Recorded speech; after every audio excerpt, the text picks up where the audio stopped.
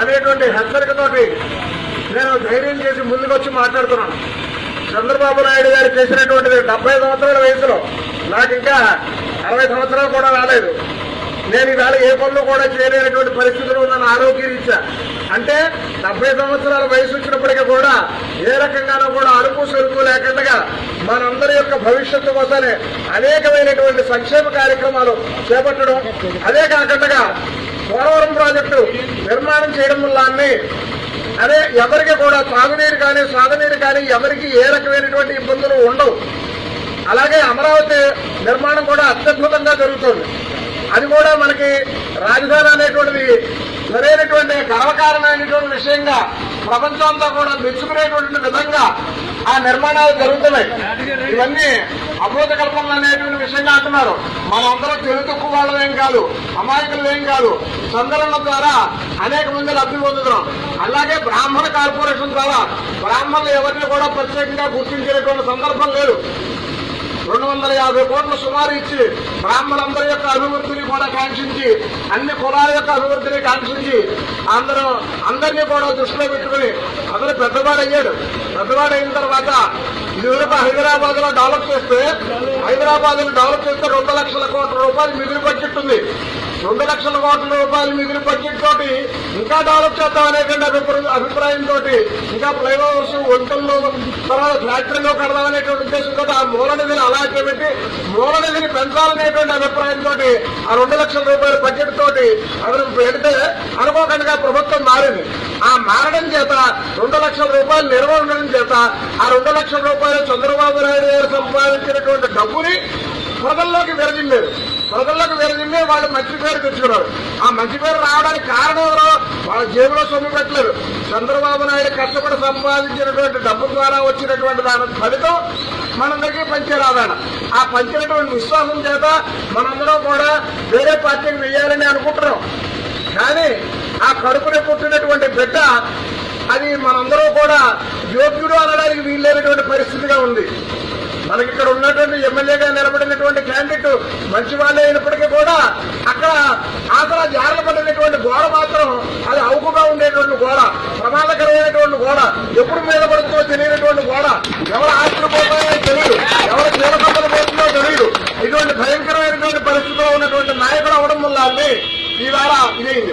అందుచేత మన చంద్రబాబు నాయుడు రావడం వల్లనే ఈ 5 సంవత్సరంలో కూడా మన ఎవరికి కూడా గొడవలు లేవు, గందరగోళాలు లేవు, పేచీలు లేవు, ఎక్కడ సమస్యలు అనేటువంటివి లేవు. అన్ని అతనే పరిష్కరించుకుంటూ నేను ఇది వరకు రోడ్లు వేయమని అడగవలసి వచ్చింది. నేను ఏ రోడ్డు అడగక్కర్లేకనగానే, ఏ బిల్డింగ్ కట్టమని అక్కర్లేకనగానే వాళ్ళందరూ వేసి వెళ్ళిపోతున్నారు. వాళ్ళు అంచేత అంత అభివృద్ధి చేస్తున్నారు. ప్రతిపక్షంలో ఉన్నా అలాగే చేస్తున్నారు, అధికార పక్షంలో ఉన్నా అలాగే చేస్తున్నారు. ప్రతిపక్షంలో ఉంటే ఇక్కడ ఇదివరకు తెలుగుదేశం రాలేదు. రానప్పటికీ కూడా బండారు సత్యానందరావు గారు, రెడ్డి సుబ్రహ్మణ్యం గారు ఇక్కడ గ్రామంలో ఉండేటువంటి వాళ్ళందరూ కూడా చాలా అభివృద్ధి పరిచారు. ఆ రోడ్డు చూస్తుంటే చాలా ఎంతో ఆనందం కలుగుతుంది. ఈ పక్కన ఈ రోడ్డు వస్తే చాలా ఆనందం కలుగుతుంది. అందుకోసమే ఎంత అభివృద్ధి అంటే అది వర్ణించడానికి లేనంత అభివృద్ధి చేస్తున్నారు, వర్ణించడానికి వీళ్ళేనంత అభివృద్ధి చేస్తున్నారు. మనందరూ కూడా ఈ 4 రోజులు కూడా మీరెవరూ నిద్రపోకుండా చంద్రబాబు నాయుడు ఆడవాళ్ళకి ఇచ్చినటువంటి గౌరవం ఏ ఒక్కరికి ఇవ్వలేదు. అందుకే మీరందరూ కూడా ఉత్తమ ఆటోల్లో, సినిమాలకి, వాటికి వెళ్ళిపోతుంటారు, ధైర్యం చేసి వెళ్ళిపోతున్నారు. ఈ ధైర్యాన్ని ఇచ్చినటువంటి వాడు చంద్రబాబు నాయుడు. మీరు స్వశక్తిగా బతకడానికి, వ్యాపారాలు చేయడానికి, రాజకీయం చేయడానికి, పిల్లలు చదువుతున్నారు, మోటార్ సైకిల్ మీద తిరుగుతున్నారంటే ఇవన్నింటికి కారకుడు ఎవరు అంటే చంద్రబాబు నాయుడు.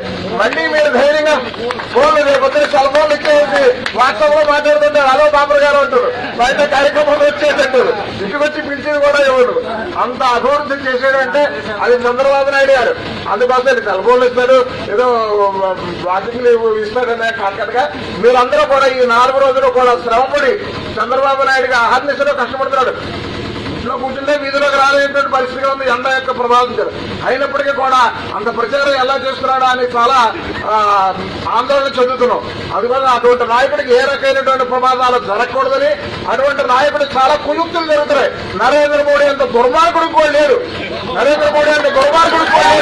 ప్రపంచవ్యాప్తంగా ఈ వాయిస్ మెసేజ్ ఉంటే పంపించండి. ఇంకేదంటే బీజేపీ అనేటువంటి అటల్ బిహారీ వాజ్పేయి తోటి పోయింది. అటల్ బిహారీ వాజ్పేయి తోటి పోయింది.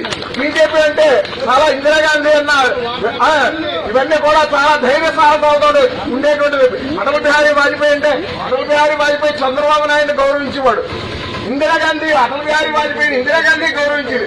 ప్రతిపక్ష నాయకుడైనప్పటికీ కూడా అటువంటి వ్యక్తి మహోన్నతమైనటువంటి ఆశయాలు నెరవేరాలి, అటువంటి వాళ్ళ యొక్క సలహాలు తీసుకోవాలని ప్రతిపక్షం వాళ్ళు కూడా ఎంతో గౌరవించేవాడు. ఈ నరేంద్ర మోడీకి అంత కక్ష సాధింపు ప్రభుత్వంలో ప్రమాణ స్వీకారం చేసిన తర్వాత ఉండకూడదు. అంత దరిద్రమైనటువంటిది. నేను చాలా నరేంద్ర మోడీ అంటే చాలా గొప్పవాడు అనుకున్నాను. దుర్గా నవరాత్రులు చేస్తే నిమ్మకాయ నీళ్ళే మాత్రమే తాగుతాడని అనుకుంటే అలా కాదు, మనుషుల యొక్క రక్తాన్ని తాగుతాడు అనేటువంటి విధంగా తెలిసింది. మనుషుల యొక్క రక్తాన్ని తాగుతాడని తెలిసింది. ఈవేళ నేను ధైర్యంగా వీధిలోకి వచ్చి మాట్లాడుతున్నానంటే నరేంద్ర మోడీ చేసినటువంటి దుర్మార్గం మళ్ళాన్ని మనం ఇంకా అభివృద్ధిలో ఇంకా చూసుకుపోలేకపోయాం. పావలవంతు మాత్రమే చేశాడు. నరేంద్ర మోడీ సహకరించి ఉంటే కనుక 195% అయిపోయింది. అందుచేత ఇప్పుడైనా సరే మనందరూ మేలుకుని ఈ 4 రోజుల శ్రమల కనుక ప్రతి ఇంటికి తిరిగి మీరందరూ కష్టపడి నేను ఎలా అయితే వీధిలోకి వచ్చానో అలాగే మీరు కూడా రాత్రి పొగలు కష్టపడి ఇతరమైనటువంటి ఓట్లు అమ్ముడుపోకుండా వాళ్ళందరూ కూడా చాలా నిర్భయంగా ఇదిగానే ఉన్నారు, చాలా దృఢంగానే ఉన్నారు.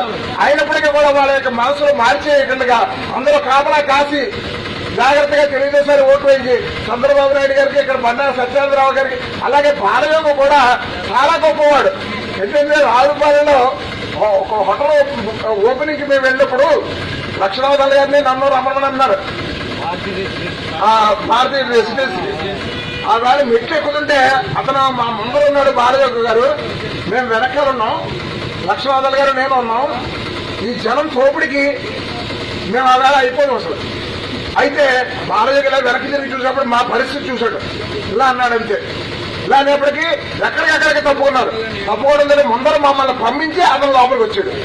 మమ్మల్ని అంటే ఎంత భక్తి విశ్వాసంలో అతను చూడండి. అందుచేతే ప్రతి వార్డులో చిన్న రోడ్డు వేసినప్పటికీ కూడా, చిన్న సొంతం వేసినప్పటికీ కూడా, పార్లమెంట్ లో స్పీకర్ అయినప్పటికీ కూడా ఆ రాష్ట్రపతి స్థాయి దాకా వెళ్ళరు. చంద్రబాబు నాయుడు అతను జీవించుంటే కనుక రాష్ట్రపతి కూడా అవునివాడు. అందుచేత స్పీకర్ అయ్యి అంత ఇదైనప్పటికీ కూడా చిన్న వార్డు నెంబర్ ఓపెనింగ్ అంటే కూడా వచ్చేవాడు. నిరంతరం కూడా తెల్లారు లేచేటప్పటికీ కొన్ని వేల మందికి ఇలాగా మీకే సమస్యలు ఉన్నాయనేటువంటి విషయంగా అందరి సమస్యలు తీర్చేవాడు, అందరినీ పరిష్కరించేవాడు.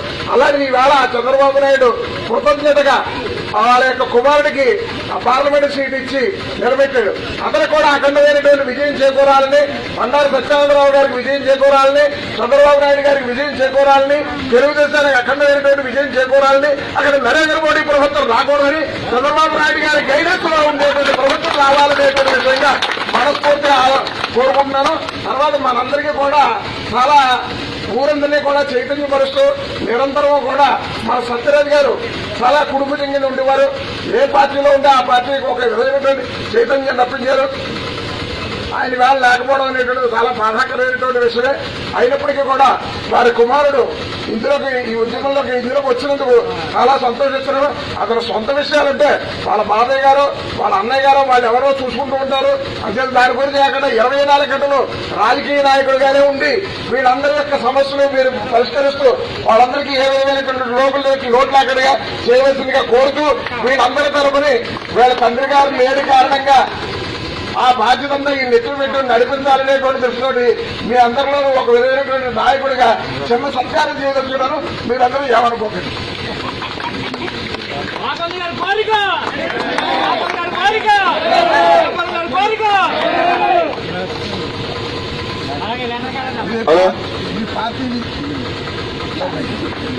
ఇది పార్టీ విజయ చిహ్నంగా ఉండాలి. ఈ ఎలక్షన్ అయ్యే వరకు కూడా ఈ కడువ వేసిన తరగతి ఈ పసుపు కండువకి ఎంత విలువ ఉందో ఈ కడువ కూడా అంత విలువ ఉంది.